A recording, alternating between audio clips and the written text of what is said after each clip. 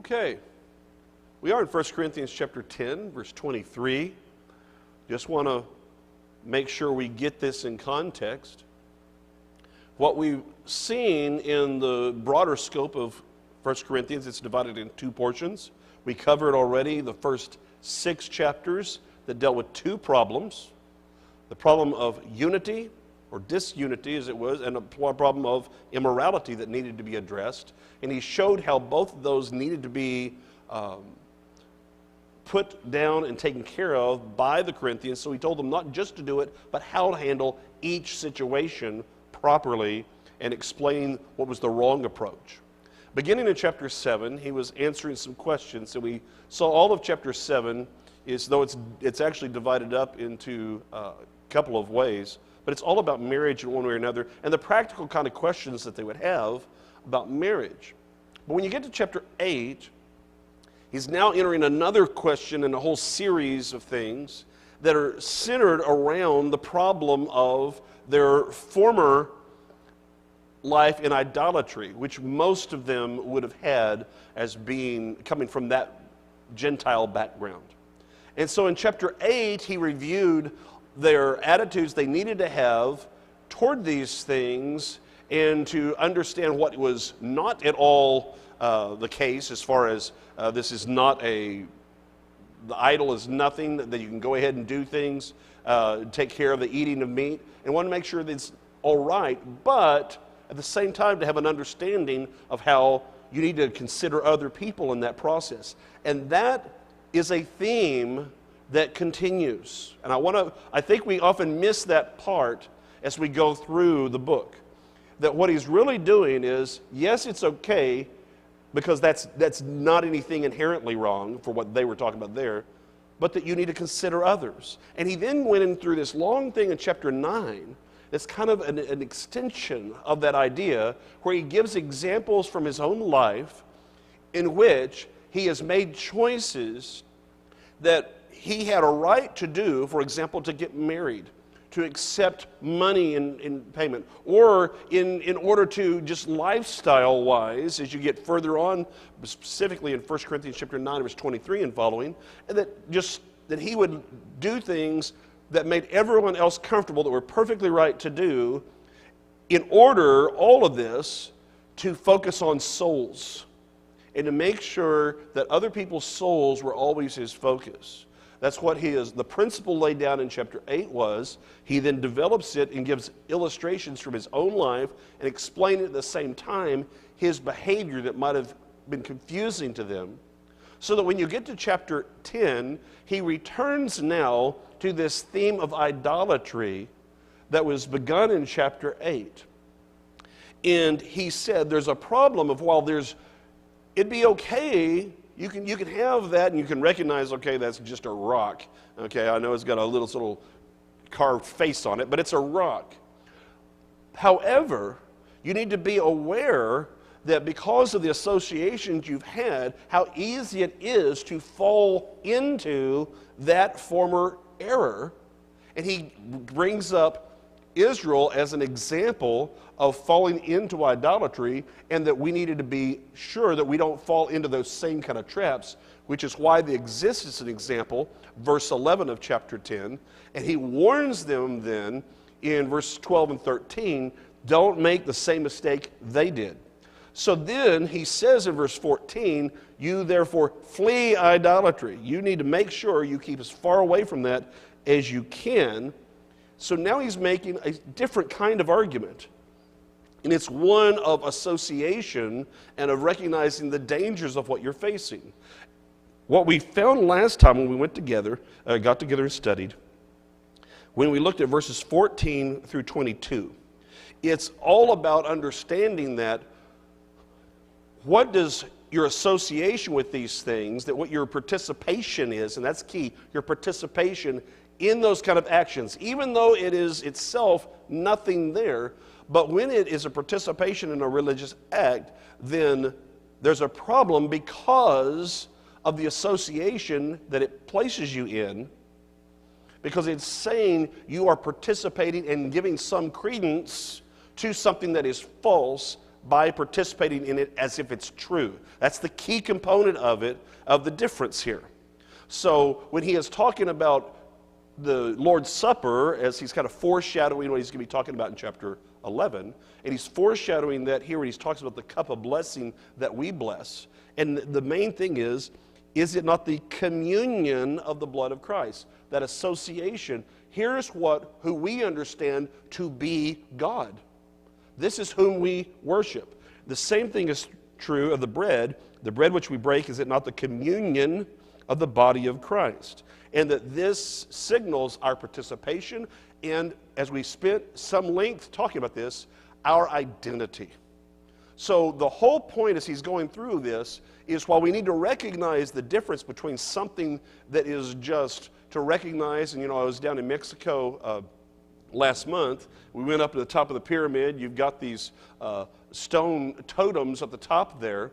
Well, we're taking pictures with it, and it's a historical site, but there were also people there offering incense. This is the day of the eclipse. There's people hums around circles and offering incense. Okay, we were there for two very different purposes. Now, if there were a situation where the main gathering at that pyramid on that day was sitting around a bunch of stone totems on the top of a pyramid, there's nothing wrong with sitting down, though that would be really hard for me to do and crossing my legs. But nothing wrong with doing that. There's nothing wrong with holding hands, and there's nothing wrong with singing in a monotone, though it doesn't really please my ears. None of that is wrong. Even if you want to, some of you, essential oils people want to offer up your incense, you can do that, right? All of those things are inherently, there's nothing wrong with them. Collectively, it presents, however, an identification with that religion. And that was the problem that he's actually addressing here, is what is your identity, and does your behavior then speak to that identity? Now, I bring all that up to review, so now as we begin in verse 23, we're going to he's closing this kind of concept off. He's going to bring it all together with understanding a perspective about decision-making, that it is not just about finding some justification for why I can do something. And that's really key. Because I sometimes see Christians that seems to be the low bar they're shooting for on things. Is, okay, if I can just somehow justify doing this, then that makes it okay no matter what.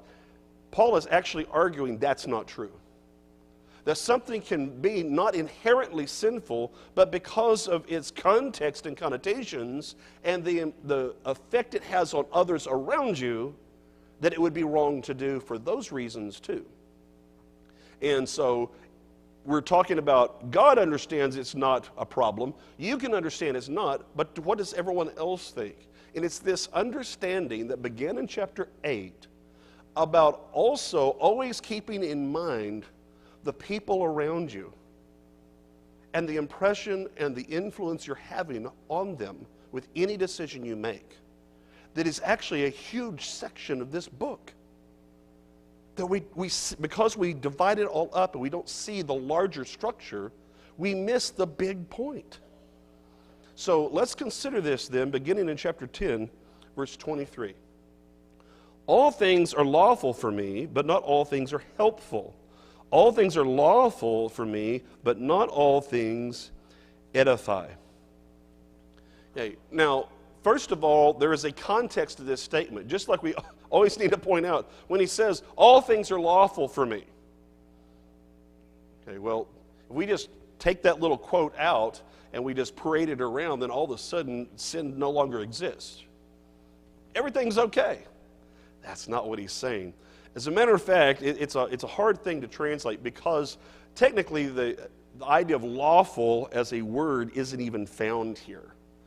Okay, there's a reason why they translate it that way, but it has to do with the verb. When you look at it, try to illustrate this. It's the idea of what is available, an option for me, rather than the law itself. Okay, I could tell you what it looks like literally. It's all things for me, it is out. And you don't know a thing more because I told you that. It's a difficult word. Okay. So when you look at this, though, and the whole idea, when you look at this second part, not all options are profitable. And the second part, all the options are allowed to be, but not all options build up. Now, what he has just done is he's done in series of putting these things together of how we ought to think about these kind of things. Okay, with the question of all things is based upon the context of everything he's already been talking about. Not everything in life, but here's what we're talking about. But not all things are advantageous. We might use the word expedient. There are some things that can be something that would be not sinful, but are still not expedient. Okay? To understand this difference. And that he says we ought to look for what is expedient. Okay? What is most profitable is, here's an easy one for everyone. Is it authorized, use our language here, is it authorized to meet on Sunday morning any time that the leadership so chooses? Okay, good, because I was worried about these rest of these people, Paco. Yes, it would be. Okay, so that means that 6 a.m. assembly is authorized. Nobody wants to say yes on that. It's just as authorized as meeting at 11, correct? Okay. Would anyone think that, I shouldn't say anyone, someone might, but does anyone really think that that's more advantageous or expedient for the whole of the congregation? No. Okay, so we need to understand that making those decisions about what is wise is another level of decision making we need to think about, rather than just, is it okay with God and I can do it without going to hell? Okay? Those are two very different ways of thinking. And he's wanting to shift the Corinthians, remember, who have only been Christians for around 5 years. He's wanting to shift their thinking away from simply not pagan to thinking in terms that are distinctly Christian.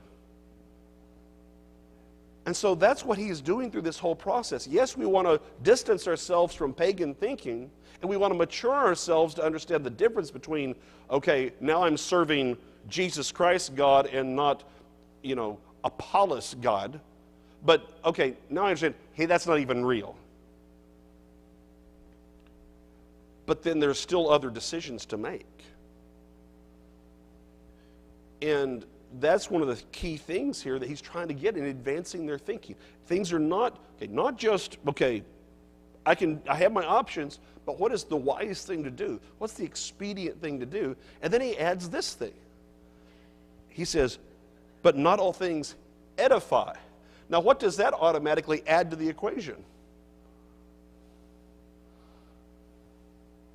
I say automatically, almost automatically.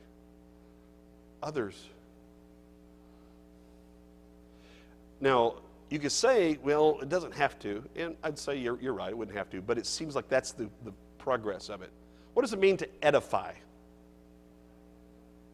Build up is literal. Okay? It's building the word, building up a house. Okay, good. Make stronger. Okay, mature. So he's thinking about this as saying, okay, you can make a decision that is acceptable. But then you need to think about, is it the wise thing to do? Is it the most expedient option? And then the question is, does it strengthen people, beginning with me, but does others, just doing this, does that help people spiritually? This is actually very practical. It's just very practical. We tend to come to these sections, this middle section, and we think he's not being practical. He's being extremely practical about how we think through our problems. So now notice verse 24, if we had any question about this. Let no one seek his own, but each one the other's well-being. So if you doubted me about the nature of how this was going, this verse makes it clear that the mindset he wants us to have in making these kind of decisions is don't get caught up in seeking simply what's in your own interest. Well, this is best for me. That's great. You're not the only person here. Okay? You're not the only person to be considered in this. And that's true for a lot, and I'd say most of our decisions. Whenever we make a decision, okay, let's think about any kind of time in which there is relationship involved. In marriage, you can say, well, this is a perfectly acceptable decision. Did you consider your wife and children, their points of view, their needs? You say, yes, they can go out on my bass boat any day. Okay, maybe not necessarily. It could be they love fishing. But see, sometimes we say there's nothing wrong with owning a bass boat. Now, is there? Nothing wrong with that purchase. But what about how does that affect everyone else? Okay, now if we can understand that in a basic way in terms of family decisions, we need to understand that that is true at a congregation too. And that how we interact with one another should be done on a basis of what helps everyone grow stronger, builds them up to be better Christians, stronger Christians, more knowledgeable Christians, closer to God Christians. And that we need to, but that begins up here, right? It begins in not being so concentrated on your own point of view and your own interest that you cannot see the other side. Okay? We have to be able to see all the different things that are going on and to then look at what's best for everyone. And the more you are involved, leaders have to do this. He's saying Christians need to do this, though. Sometimes we say, I don't want to have to do that. I don't want that responsibility. Sorry, Christians. Paul says you have that responsibility.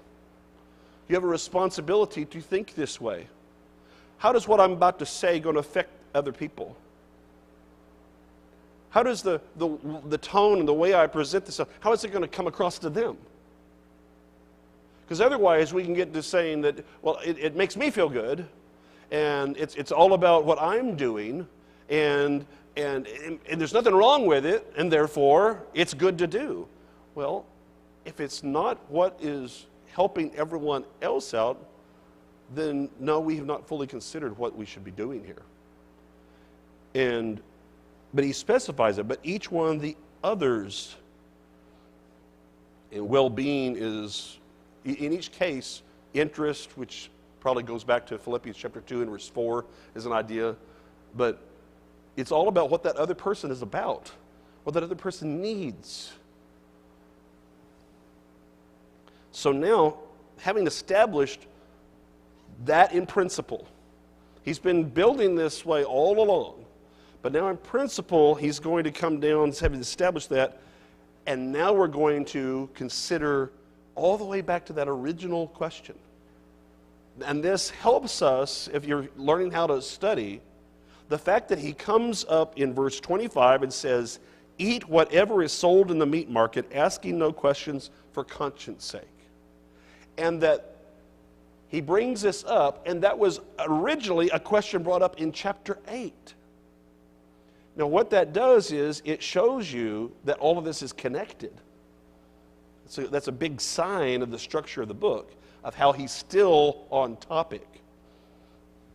So he gives it now, so he now places it, having gone through all these other considerations, now he's going to apply these principles to that problem because he's grown them to it.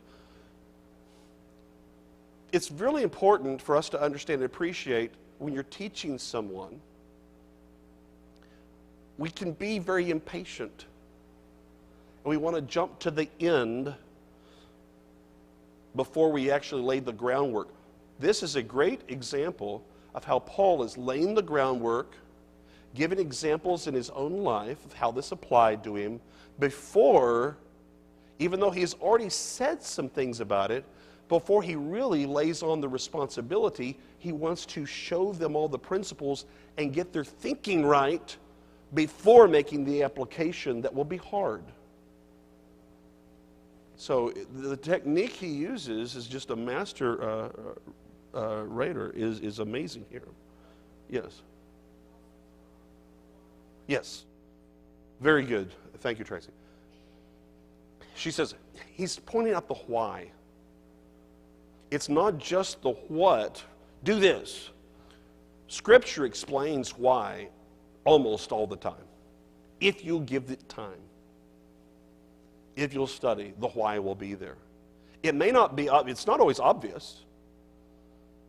Sometimes it takes a whole lot of work to get there. There are some things you say, why did he do that? Well, first of all, do what it says and keep studying.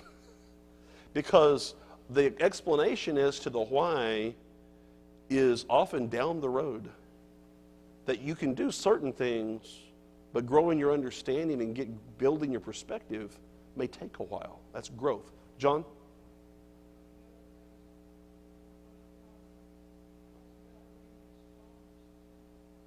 Yes, yes. He covered that in chapter 8. That's right. You have to think about what's going to happen because of your behavior. You don't want to become a problem. This itself may not be a problem, but your participation may create the wrong impression, which becomes a problem for someone else. And he's kind of putting all this together now.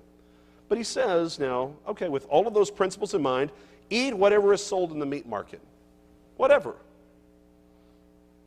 Asking no questions for conscience sake. If, as he's already pointed out, it doesn't matter. It's meat. Okay? It's just meat. But in a Corinthian context, there could be additional things put on there, right? That would cause you to, this is special meat, right? 93% lean. Okay. Well, they just have their own little stickers, okay? It's just a little bit different priorities of where in the process of the transaction that they might say, part of it, well, this was offered to so-and-so God. Now, you think, why would they do that? Because in a pagan context, if you could choose between having meat and you had this particular God that was your religious background, the one you're more affiliated with, though generally they had more, but they had preferences. Okay? They would have certain gods that kind of be their favorites. They were individual. And so he says, you know, they might want to know, okay, well, who was this offered to? He said, you don't need to play that game. It's meat. And the reason he gives is the conscience. Now, he's going to give an explanation in just a moment, but I want you to think about this. If you're a Christian and it's just meat, why would you ever ask that question? Why would you ask whether or not that had been offered somewhere? You'd only ask it if that still held some kind of meaning to you. Even if it was a negative connotation, he's trying to get them to understand it should have no connotation to you. It's just meat. And so that's the core aspect of it. He's going to base that on a quotation from Scripture. He's going to do this two different ways. He's going to use this same verse. Okay? It's from the Psalms. So you come down to verse 26. For the earth is the Lord's and all its fullness. Now, if we go back and take a look at this, okay, Psalm 24.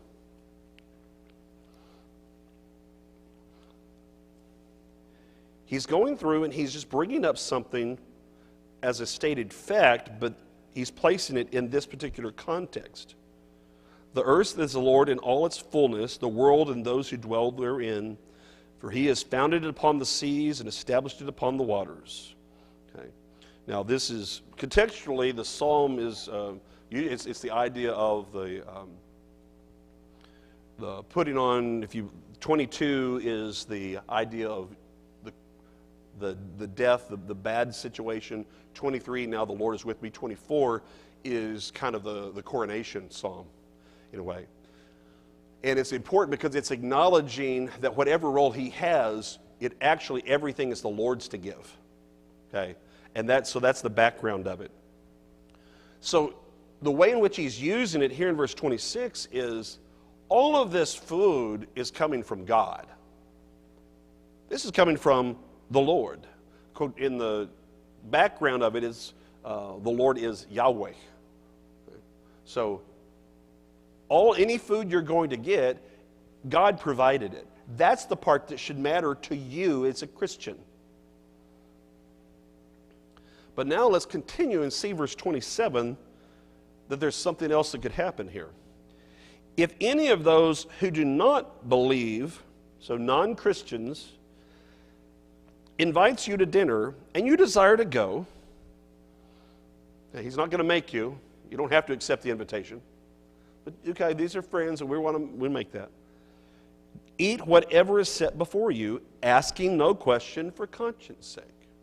So the same thing, so we've applied it now a separate way. First of all, when it's purchased by you, you don't need to be asking questions about it. Why? It's meat. It doesn't matter. You're invited over to someone's home, and they're putting some kind of meal out in front of you. Don't be asking any questions. It's just food.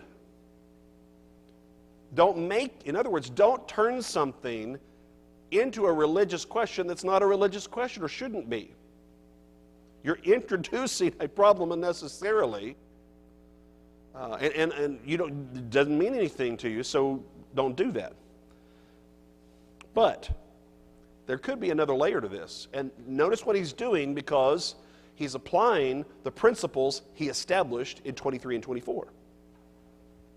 But if anyone says to you, this was offered to idols, do not eat it, for the sake of the one who told you and for conscience sake.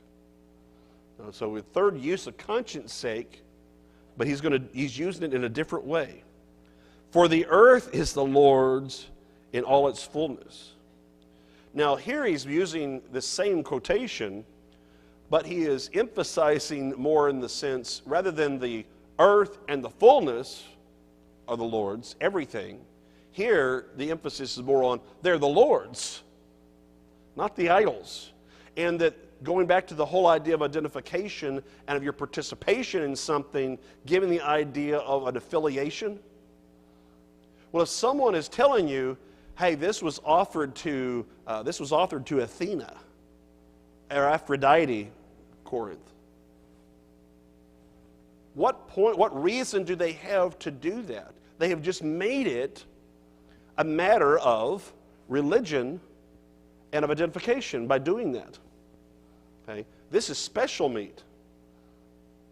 This is meat that is, we take that in, for them that would have, you would be part of the whole process. It was also the meal, they would often have a meal that was part of a kind of a religious idea to them, buying it and eating it, and it was part of the whole process. And it's because of that Paul tells them, do not eat it. So now what are you doing? You're choosing to hold yourself away, a choice that he's pointing out. In of itself, it's still just meat. That hasn't changed. But the situation has changed. And the situation has changed because of the person across from you and how they think. They think it matters. They think it's special. Maybe in some cases they're just doing it to be ornery and testing you. Y'all probably never had anybody do something like that before to you.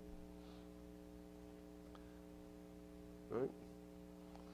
Oh, that's good stuff, right?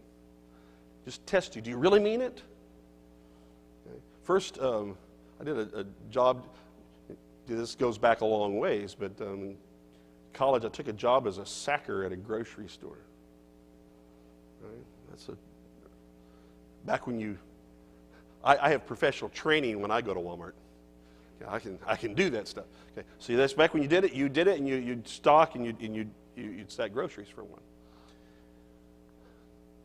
So I put on there and I put down, I didn't work on Sundays, didn't work on Wednesday nights on my application. Didn't hear from them for a while. Finally I hear from them, hire me, right? Guess what they did the very first week? They had me down working Sunday mornings and Wednesday nights. And I said, I can't do that. So what do you mean? I said, it's on my application. Well, we lost it.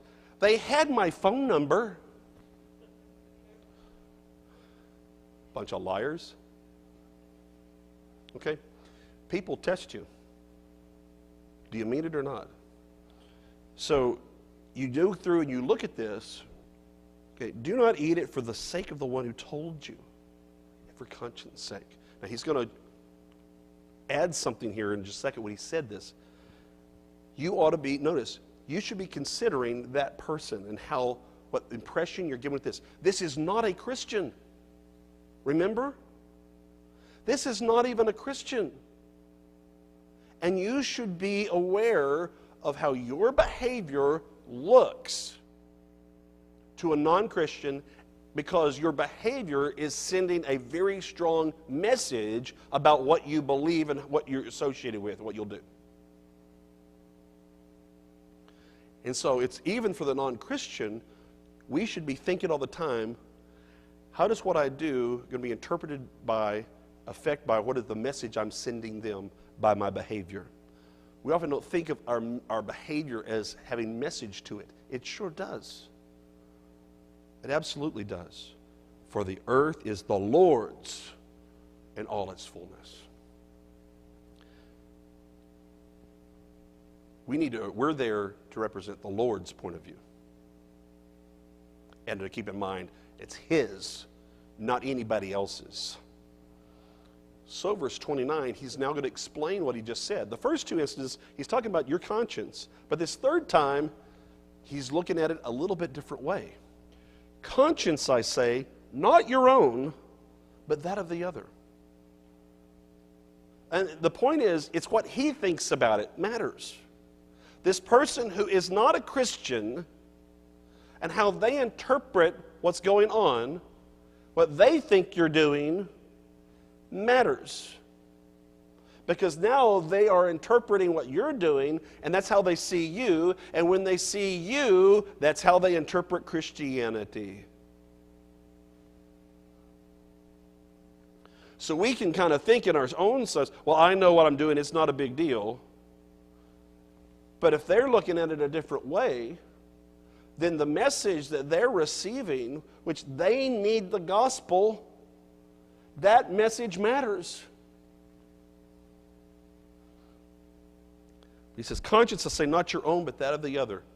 He says, I'm not talking about your conscience here. I'm talking about you need to be mindful of them. Why? For why is my liberty judged by another man's conscience? Okay? It doesn't change the right and wrong of it. It doesn't change how you see it.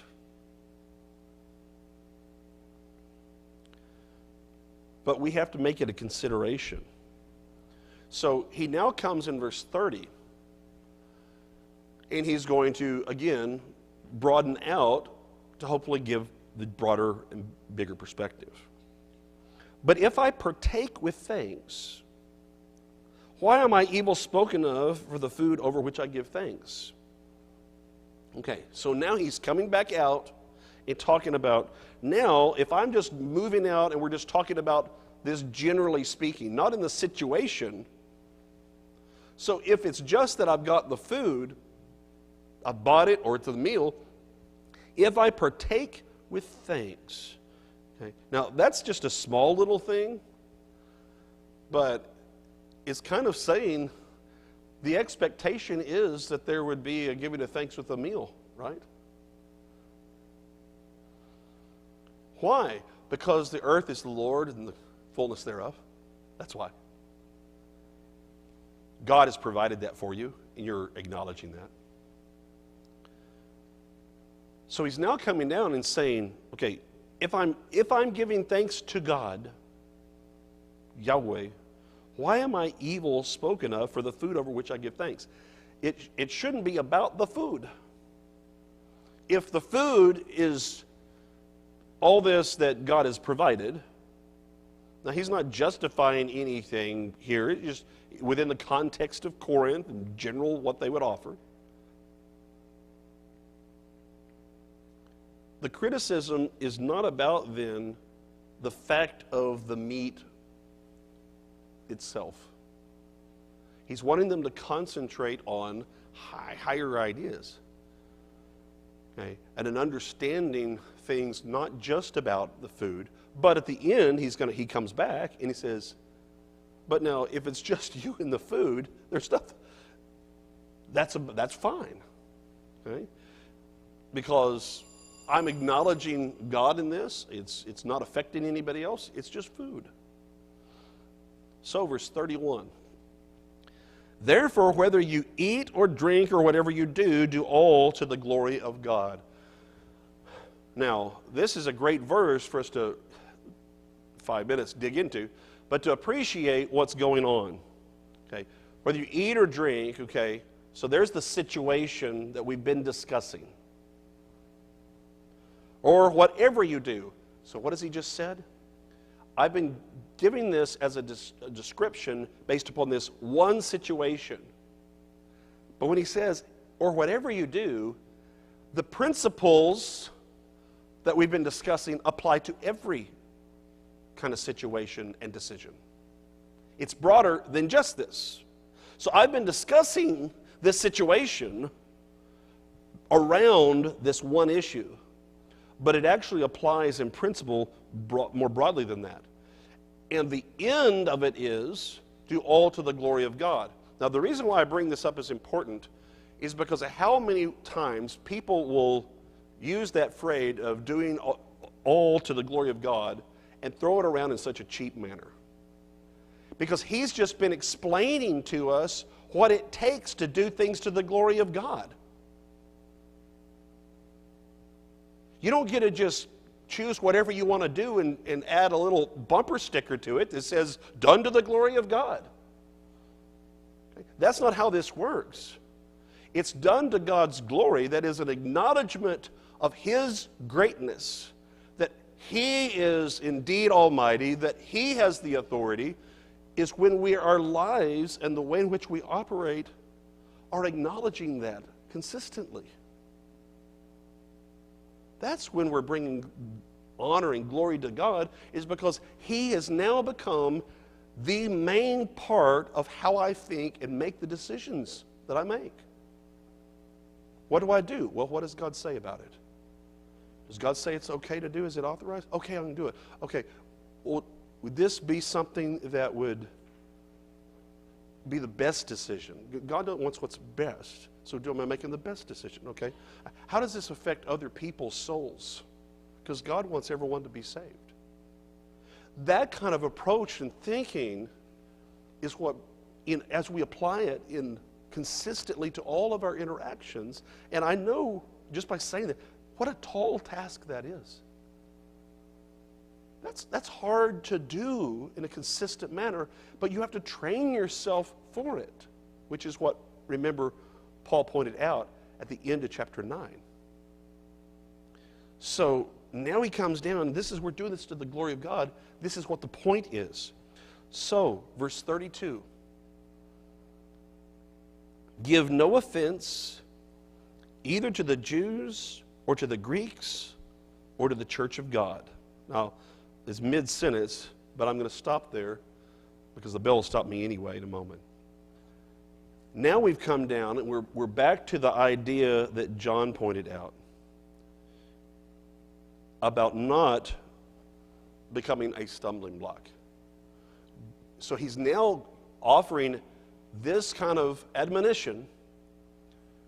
Don't do anything to create a spiritual problem for others. And now he says 3 categories: Jews, Greeks, or the church. Notice he put the church in a separate category. And essentially, if you go back and you look to what he did in verse 23, in chapter 9, the whole idea there were the cultural distinctions that were made. And guess what he's been talking about?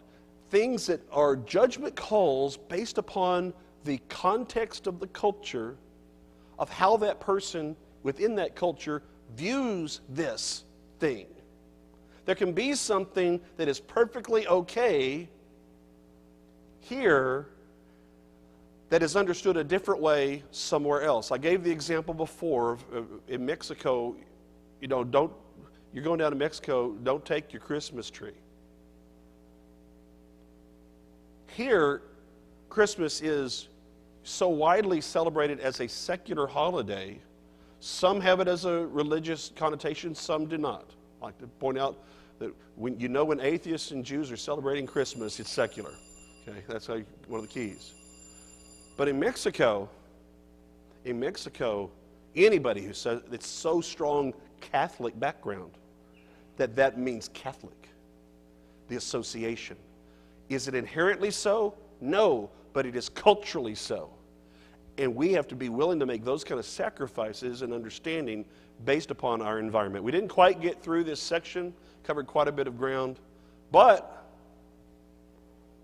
I was going to say next week we continue, but no. But this time it's the elders' fault. Because there's going to be a presentation at this hour. Is that still right? Okay. There's going to be a presentation, an important presentation about the work of the congregation during the Bible class hour next week. So we're going to pick up in 2 weeks.